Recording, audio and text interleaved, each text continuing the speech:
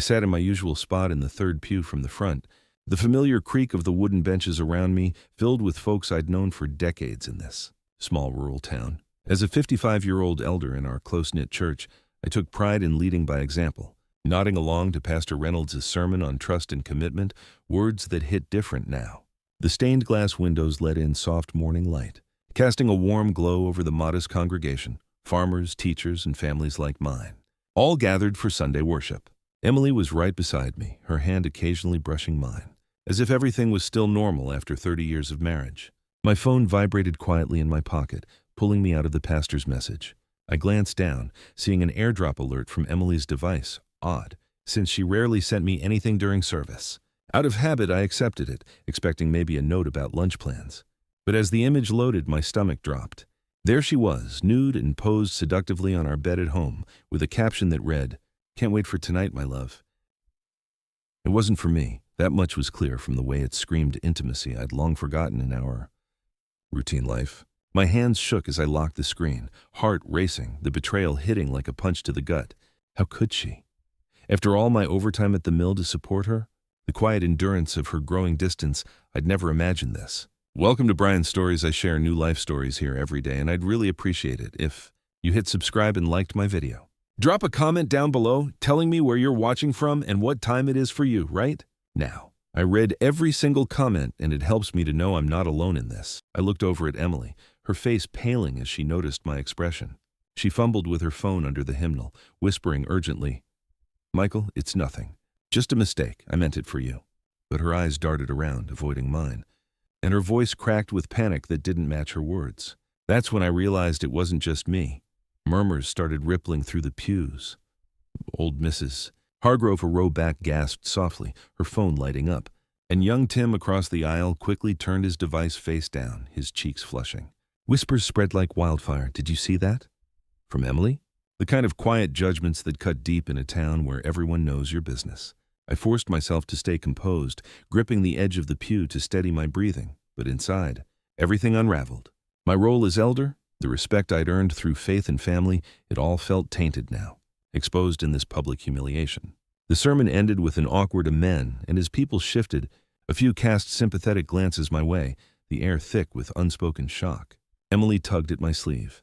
"Let's get out of here," she muttered, her tone desperate. "I can explain later, please. Don't make a scene." In the truck on the way home, the silence was heavy, broken only by her sniffles. "It was an accident, Michael," she tried again, wiping her eyes. My finger slipped on the contacts. "You have to believe me." But her rushed excuses felt hollow, stirring more confusion and hurt. I'd built our life on trust, never thinking she'd cross that line. As we pulled into the driveway, the image still burned in my mind, awakening a fury I'd kept buried for too long. As we stepped through the front door of our modest countryside house, the one we'd called home for 30 years with its creaky wooden floors and family photos lining the walls, Emily headed straight for the kitchen, busying herself with making coffee like nothing had happened. I followed her in, slamming my keys on the counter a bit harder than I meant to, the sound echoing in the quiet space. "Emily, we can't just pretend that didn't happen back there in church," I said, my voice steady but edged with the anger building inside me. "That photo, everyone saw it." "What were you thinking?" She turned to face me, her hands trembling as she poured water into the pot, spilling a little on the counter.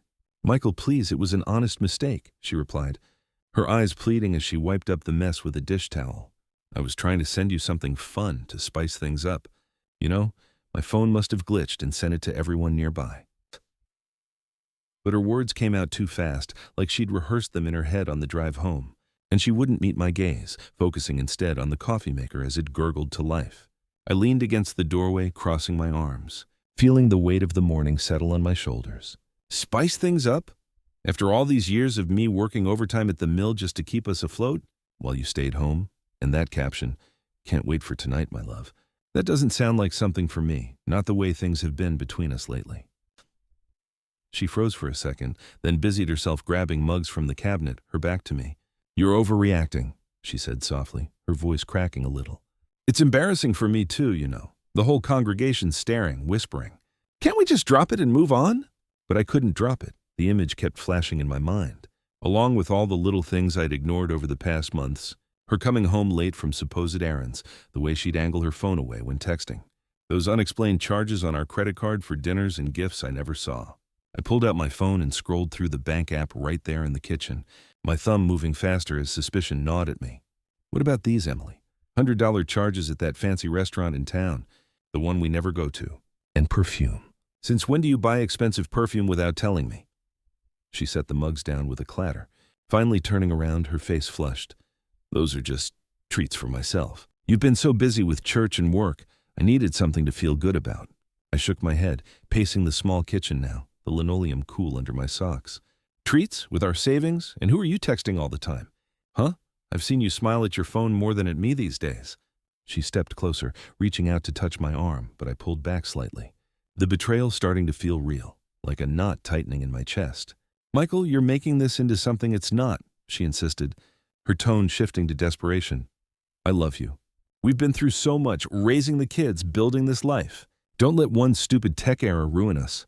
But her pleas rang hollow. If it was really a mistake, why not explain it straight away instead of fumbling like this? As the afternoon wore on, we sat at the dining table with our untouched coffee, the silence broken only by the tick of the wall clock. My phone buzzed with messages from parishioners, concerned texts from folks like Bill Jenkins asking if everything was okay, and even one from the pastor suggesting we come in for counseling. The communal embarrassment hit me hard. As an elder, I'd always been the one people looked to for guidance, and now they were pitying me, whispering about our family behind our backs. See what you've done? I said quietly, showing her the screen. The whole town knows now. If this is more than a mistake, Emily, you need to tell me. She buried her face in her hands, sobbing softly. It's not more than that. Please believe me. I don't want to lose you over this. But her vague answers only fueled my doubts, making me replay every odd moment in my head. The way she'd dress up for book club meetings that ran late. The new necklace I'd noticed last week that she claimed was a thrift find.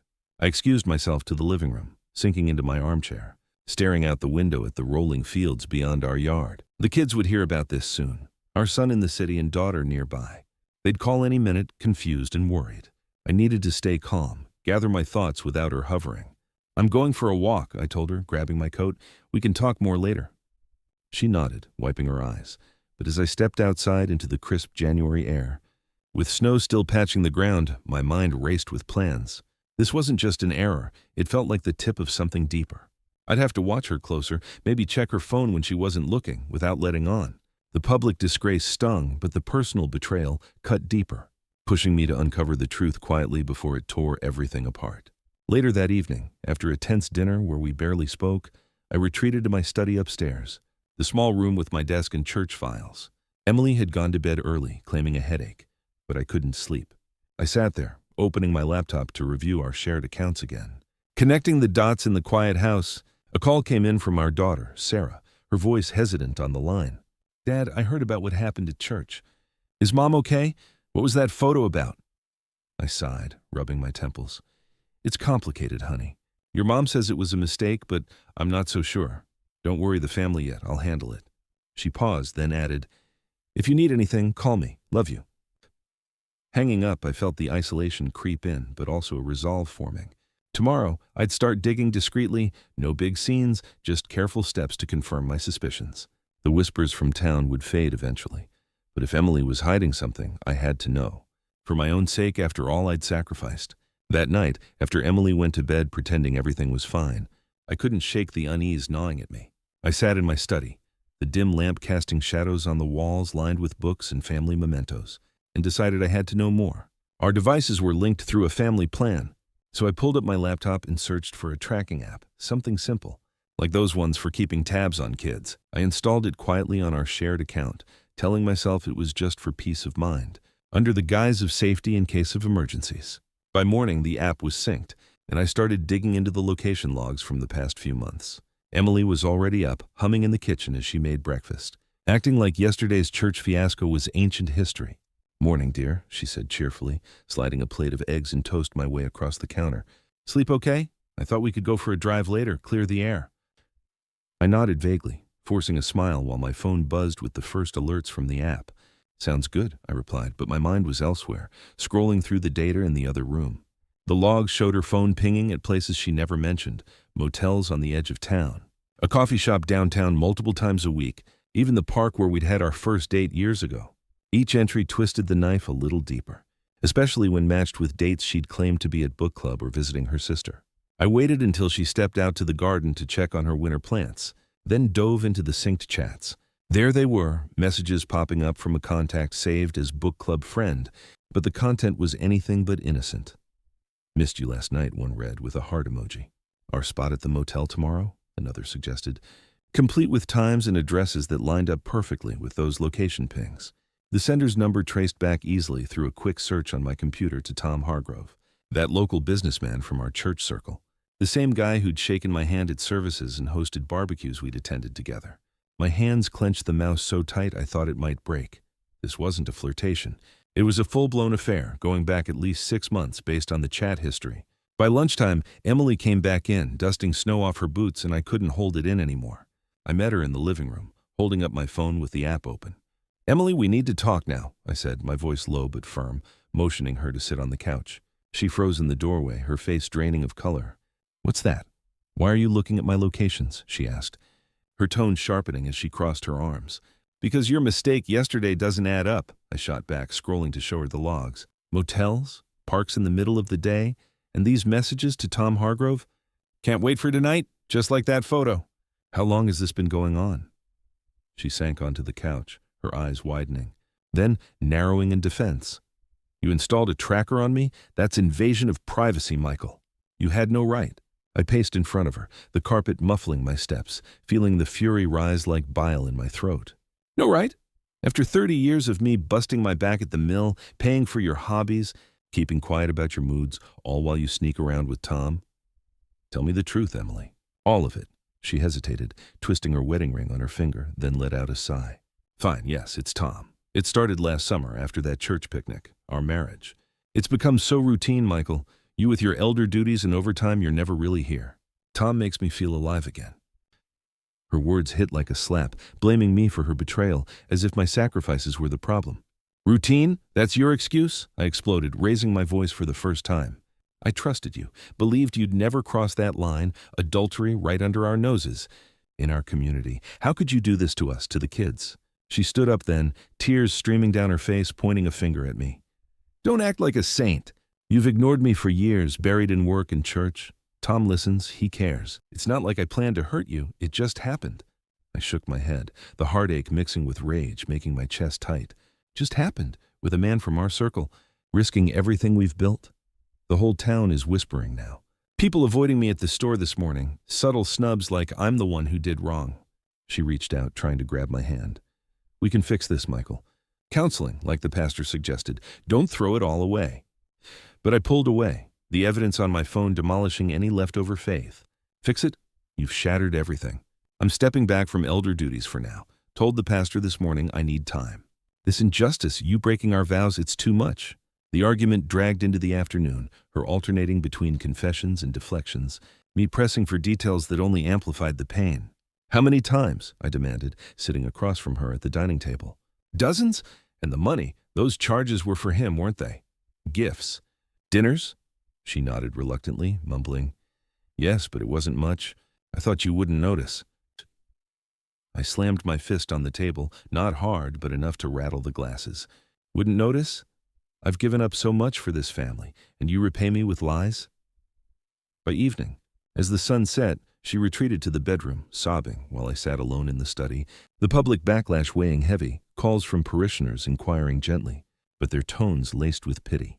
I'd crossed a threshold from suspicion to cold, hard proof, and the fury inside me burned brighter, knowing she'd violated that sacred boundary I'd always held inviolable. But grappling with it all left me raw, questioning how I'd been so blind. I woke up the next morning feeling like a truck had run me over, my head pounding from the lack of sleep after that blowout argument with Emily.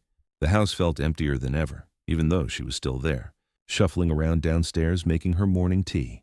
I stayed in bed a bit longer, staring at the ceiling fan spinning lazily, replaying her confession in my mind, how she'd blamed our routine marriage for her running off with Tom, after 30 years of me grinding away at the mill, taking extra shifts to pay for her painting classes and those weekend getaways she loved. This was how she repaid me? I finally dragged myself up, splashed cold water on my face in the bathroom, and headed down. But Emily barely looked at me as she sipped her tea at the kitchen table. Good morning, I said flatly, pouring myself a cup of coffee from the pot she'd left on the warmer. She glanced up, her eyes red from crying, and muttered, Morning. Did you sleep at all? I shook my head, sitting across from her. The wooden table scarred from years of family meals now feeling like a barrier between us. Not really. Hard to, knowing what I know now. She set her mug down gently, reaching across as if to touch my hand, but I pulled back. Michael, please, we can work through this. I've ended it with Tom, called him last night and told him it's over. Her voice was soft, pleading, but I could see the hesitation in her eyes. Like she was testing the waters. Ended it? Just like that? After months of lying to my face? I asked, my tone sharper than I intended, stirring my coffee without looking at her. She leaned back, crossing her arms. What do you want me to say? I'm sorry, okay? I made a mistake. Our life, it's been so predictable. You with your church meetings, and over time, I felt invisible. I let out a bitter laugh, setting my spoon down with a clink. Invisible? I've been the one holding everything together while you played homemaker, depending on me for every bill, every comfort. And now you throw it back at me like it's my fault? She stood up then, pacing to the window overlooking our snowy yard. It's not all your fault. But yes, part of it is. We stopped talking, really talking. Tom made me feel seen. I rubbed my temples, the headache worsening. Seen? With motel meetings and secret texts? You've poisoned everything we built. The kids, our home, my position at church. People are avoiding me, Emily. Bill called yesterday, awkward as hell, asking if I needed support. By midday, things escalated when she suggested we see the pastor together. He can help us mediate, she said, sitting back down with a hopeful look. We've been through tough times before? I shook my head firmly. No, not yet. I need space to think. She nodded reluctantly, but then added, Fine. But don't drag the kids into this more than you have to. Sarah texted me this morning, worried sick. That stung, our daughter reaching out to her first. I'll handle the kids, I replied curtly. You focus on figuring out how to make this right. She left the room then, heading upstairs, and I heard the bedroom door close softly. Alone in the kitchen, I felt the weight of it all crashing down, the public whispers turning into outright distance, like when I ran to the store earlier, and Mrs. Jenkins averted her eyes in the aisle. That afternoon, Emily packed a small bag and announced she was going to her cousin's place in the next town over, for a few days. To give you that space, she said, standing in the doorway with her coat on, her voice steady but her eyes uncertain. Call me if you want to talk. I didn't stop her, just nodded from the couch where I'd sunk into watching some mindless TV to distract myself. Drive safe, I muttered, watching her truck pull out of the driveway, kicking up snow. The house fell silent after that, the kind of quiet that amplifies every creak and tick, making the loneliness hit harder. I called our son, David, in the city, his voice coming through the phone concerned but distant. Dad, Sarah filled me in. What the hell happened at church? Mom cheating? I sighed, leaning back on the couch. Yes, son.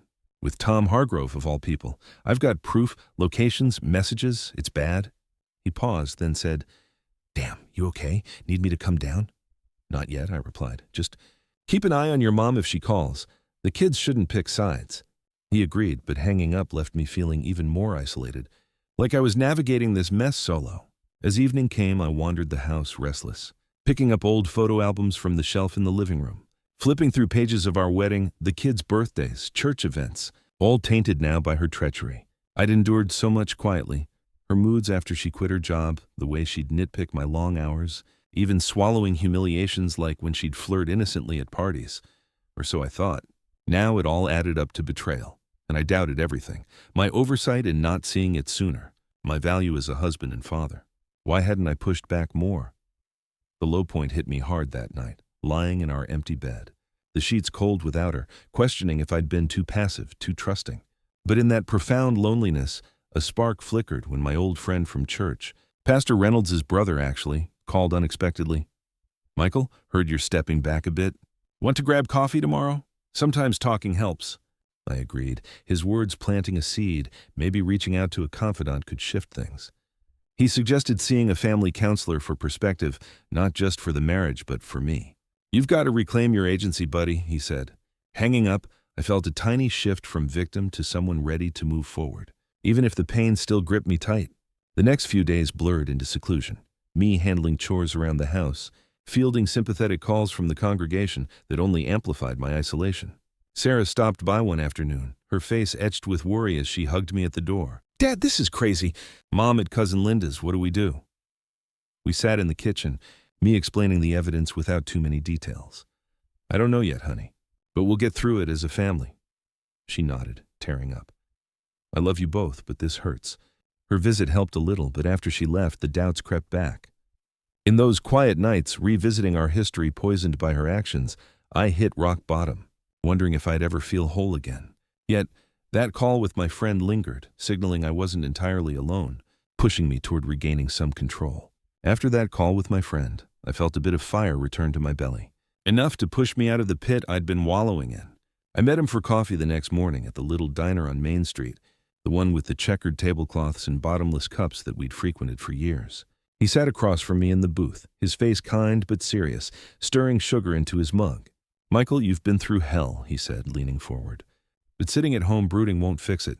Have you thought about getting a professional to look at your finances? Emily's affair might not be the only secret. I nodded slowly, sipping my coffee, the steam rising between us. Yeah, those charges I saw, they bug me. Gifts, dinners. If she's been siphoning money, I need to know. He pulled out his phone and texted me a contact. Here's a forensic accountant my brother used once. Good guy, discreet. And talk to a lawyer too, protect yourself. Back home that afternoon, with Emily still at her cousin's and the house quiet except for the hum of the fridge, I dialed the accountant, a fellow named Robert Klein. He picked up on the second ring, his voice professional and calm. Mr. Thompson, your friend mentioned your situation. Infidelity and potential financial irregularities, I confirmed, pacing the living room as I spoke. Yes, my wife Emily, she's been seeing someone. And I've got bank statements showing odd withdrawals. Can you dig into it? He asked for details, and I emailed him our joint account logs right then, along with the tracking app data from her phone. I'll need access to everything, tax returns, credit reports, he explained. It might take a few days, but if there's hidden spending, I'll find it. I hung up feeling empowered, like I was finally taking steps instead of just hurting. A couple of days later, Robert called back while I was out in the barn, tinkering with an old tractor to keep my hands busy. Michael, I've got preliminary findings, he said, his tone matter-of-fact. Looks like several $1,000s diverted over the last year, gifts from high-end stores, hotel bookings, even some transfers to an account in her name only. I gripped the phone tighter, leaning against the workbench. Her name only? We don't have separate accounts. He paused, then added, appears she opened one quietly 6 months ago. Investments too, small stocks, but funded from your joint savings. Nothing illegal yet, but it's deceitful. I'll compile a full report with affidavits if you need it for court. I thanked him, my mind racing as I stared at the snowy fields through the barn window. Send it over soon as you can. This changes everything. With that report in hand by the end of the week. I printed it out and spread the pages across the dining table, highlighting the key parts. $5. Bureau and jewelry for Tom, weekend trips masked as personal expenses. It fueled my resolve, turning my pain into purpose. I reached out to my lawyer next, an old acquaintance from church named Susan Patel, meeting her at her office downtown the following Monday. She reviewed the documents as we sat in her cluttered space, files stacked high. This is solid, Michael, she said, tapping the report. Adultery grounds for divorce and financial misconduct could sway asset division, but we need more leverage, witnesses maybe. I leaned back in the chair, crossing my arms. What about online forums? I've seen stories like mine there. She nodded approvingly. Good idea. Anonymous tips could help, and get affidavits from anyone who's seen them together. That evening, back at home with a fire crackling in the fireplace to ward off the January chill, I logged onto some online community forums, those Reddit-like sites for relationship advice and betrayal stories. I posted anonymously about my situation, describing the AirDrop incident without names, and asked if anyone in our area had similar experiences with a local businessman. Responses trickled in overnight. One user messaged privately, sounds like Tom H. from our town, saw him with a silver-haired woman at the motel last fall. Happy to sign something if needed. I saved the chat, forwarding it to Susan. This is gold, she replied via email. We'll get an affidavit drafted. Meanwhile, Emily started texting more, trying to worm her way back. Michael, can we talk? I miss home, one read. I replied curtly, not yet, need time. But she persisted, calling the next day while I was compiling my files in the study. Please, let's meet, she said, her voice shaky over the line. The kids are worried. Sarah says you're shutting everyone out. I paused, staring at the stack of evidence on my desk. The kids are fine. They've been over. Sarah even helped me sort some papers, Emily sighed audibly. What papers? Are you planning something? I kept my tone even, not tipping my hand. Just organizing finances. You should do the same. She tried to pivot. David called me too. He thinks we should try counseling. I cut her off gently. Maybe later. Right now I'm focusing on facts. The strains ramped up when Sarah dropped by unannounced that weekend. Her truck pulling up as I was reviewing the accountant's full report. She hugged me at the door, then spotted the papers. Dad, what's all this? Looks serious. We sat in the kitchen, me explaining the financial discoveries over tea. Mom's been hiding money, honey. Gifts for him, secret accounts. Sarah's eyes widened, then narrowed in anger. That's awful. I always thought she was just distant. But this? I'm on your side, Dad. Her support bolstered me, shifting my passive endurance into real strategy. David echoed it in a call later. Whatever you need, Pops. Mom's been texting me sob stories, but after what you told me, nah. By the following week, I'd gathered more. Affidavits from 2 acquaintances who'd seen Emily and Tom at dinners, plus forum tips printed out. I met Susan again, handing over the folder. This strengthens your case, she said, flipping through. We can file soon if you're ready. Adultery and deceit mean you keep the house fair split. I nodded, feeling the plan solidify. I'm ready. But keep it quiet for now. I want to confront her with everything at once. All the while, I maintained a routine facade, church on Sunday. Though I sat in the back now, nodding to folks who still whispered. Emily tried swaying the kids more, texting Sarah pleas like, tell your dad I love him. But their loyalty to me grew, fueling my determination. From victim to planner, I was gearing up for the big reveal, the evidence mounting like ammunition. With all the evidence stacked up like a fortress around me, I knew it was time to bring everything out into the open. I'd coordinated with Susan, my lawyer, to have the divorce papers ready, citing adultery and financial deceit as the grounds. It was late January now, the snow still blanketing our rural town, and I'd invited the family over for what I called a discussion at our house, Sarah and David, plus Tom's wife, Linda, who I'd tipped off anonymously through a forum contact about her husband's antics. Emily had come back from her cousin's a few days earlier, thinking we were on the mend since I'd been civil over texts. She bustled around the kitchen that evening, setting out snacks on the dining table, glancing at me nervously. Michael, who's all coming? You said family, but Linda Hargrove too? That's odd. I poured myself a glass of water at the sink, keeping my expression neutral. Just people who need to hear this. Trust me, it'll make sense soon. As everyone arrived, the living room filled with tension you could cut with a knife. Sarah hugging me tight at the door, David clapping my shoulder with a knowing nod, and Linda stepping in last, her face tight like she suspected something. Tom wasn't there yet. I'd planned that part carefully. We all sat around the coffee table, the fire crackling in the hearth, and Emily perched on the edge of the couch, fiddling with her napkin. Thanks for coming, everyone, I started, my voice steady as I pulled out the folder from under the cushion. This isn't easy, but it's time for the truth. Emily's eyes darted to the folder, widening. Michael, what is this? If it's about us, maybe we should talk privately first. I shook my head, opening it to the first page, the tracking app logs. No more private talks, Emily. You've had months of those with Tom. Linda gasped softly from her chair, leaning forward. Tom? What does my husband have to do with this? I slid the chat printouts her way, watching Emily's face drain of color. Everything, Linda. Emily's been seeing him since last summer. Motels, parks, secret dinners. Here's the proof. Locations, messages, even the photo from church that started it all. Emily jumped up, her hands shaking. Michael, stop. That's not fair. You spied on me with that app. And Linda, it's over now. I ended it weeks ago. David cut in from beside me, his tone firm. Mom, we've seen the evidence. Dad showed us the financial stuff too. Money from our savings going to gifts for him. That's not just an affair, that's stealing from the family. Sarah nodded, tears in her eyes but her voice strong. Yeah, Mom. We love you, but this hurts everyone. How could you? The door knocked then, right on cue. Tom, whom I'd texted earlier pretending to be Emily, saying we needed to clear things up with the families. He walked in, smiling awkwardly until he saw the group freezing in the doorway. Emily, what's going on? I stood up, handing him copies of the affidavits from witnesses who'd seen them together. Come in, Tom. We're just discussing your little secret life. Motel receipts, transfers from my accounts to yours via Emily, yeah? I know about the loans she gave you, he stammered, backing up a step. This is a misunderstanding. Emily and I, it was nothing serious. Linda rose then, her voice rising sharp. Nothing serious? You've been cheating on me with her?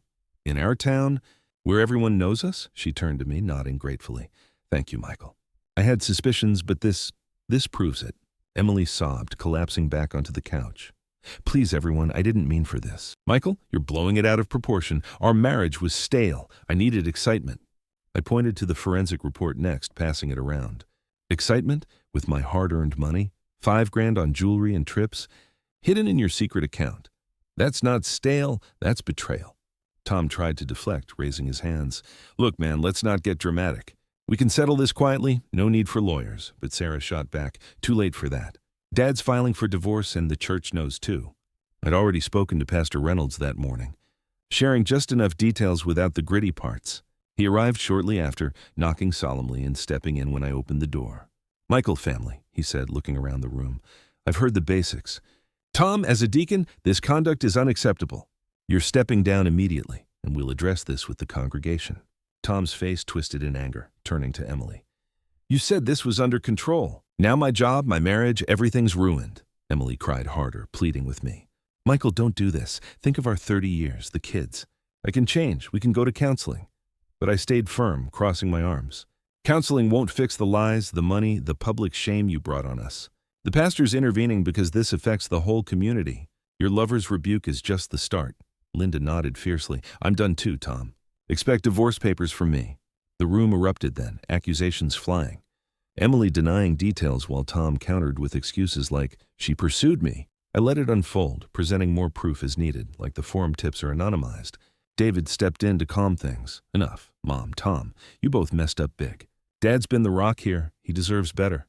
As the gathering wound down, with Pastor escorting Tom out amid his protests and Linda leaving in tears but thanking me again, Emily turned to me desperately. Please, Michael, ignore my appeals. Give me another chance. I shook my head, handing her the divorce filing notice Susan had prepared. It's filed, Emily. Court date set for next month. Adultery and deceit mean I get the house, fair split on the rest. You've got to face the fallout now. Social exclusion, starting over with nothing. Woozy, she slumped, the reality hitting as Sarah and David hugged me goodbye, whispering their support. The church's rebuke spread fast by morning. Whispers turned to outright shuns for them both.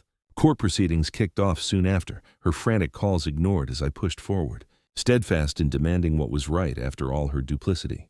It's been about 4 months since that explosive family gathering where everything came out. And now, sitting in the courtroom on this warm May morning, I watch as the judge bangs the gavel, finalizing the divorce settlement. The small rural courthouse is packed with a few familiar faces from town, whispering quietly in the back rows.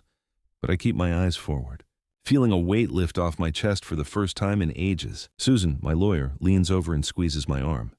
You did it, Michael. The house is yours, along with half the savings after we clawed back what Emily hid.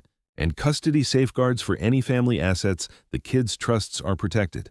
I nod, glancing at Emily across the aisle where she sits with her own attorney, looking smaller than I've ever seen her. Her silver hair pulled back tight and her face pale under the fluorescent lights. She catches my eye as we stand to leave, stepping closer in the hallway outside the courtroom, her voice low and broken. Michael, is this really what you want? After all these years, leaving me with almost nothing? I stopped, turning to face her fully, the polished wooden floors creaking under my shoes. What I want? Emily, you left me no choice. The adultery, the money you siphoned for Tom, the judge saw it all in black and white. You get your half minus the deceitful parts, and that's fairer than you deserve. She wipes at her eyes with a tissue, glancing around at the bailiff nearby. But the house, our home. Where am I supposed to go? My cousin can't keep me forever, and with my reputation shot in this town, I shake my head, keeping my tone even. That's on you. The scant resources are what happens when you betray the one who's supported you for 30 years. Find a job, rebuild, but don't expect sympathy from me. As we step out into the sunny parking lot, Sarah and David are waiting by my truck, their faces lighting up when they see me. Sarah hugs me first, tight around the waist. Dad, how'd it go? Did we win? I smile down at her, ruffling her hair like when she was little. Yeah, honey, we did. House stays with me, and your inheritances are safe. No more secret accounts draining them. David claps my back, grinning. Good. Mom called me last night, begging to talk. I told her it's too late. We're with you. Emily approaches then, hesitant, her bag clutched tight. Kids, please don't cut me out. I know I messed up, but I'm still your mother. Sarah turns to her, eyes hard but sad. We know, Mom, but what you did to Dad? To us? It's going to take time, maybe someday, but not now. David nods agreement.